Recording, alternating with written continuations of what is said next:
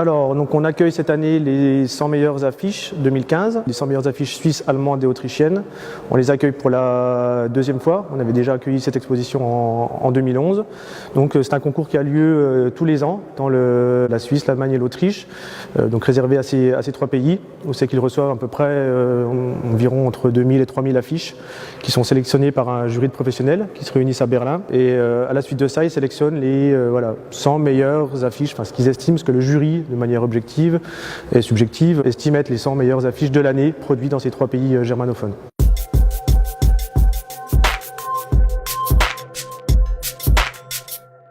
Dans l'école d'art, il y a deux départements, le département art et design graphique.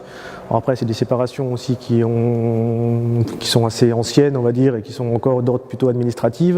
On essaie de mélanger de plus en plus quand même les pratiques au sein de l'école. Donc voilà, chaque année, on organise depuis 7 ans ce qu'on appelle la semaine du graphisme, de manière un peu informelle. Pendant une semaine, on essaie d'établir un thème avec les collègues du département et de faire venir des workshops, des conférenciers autour de ce thème.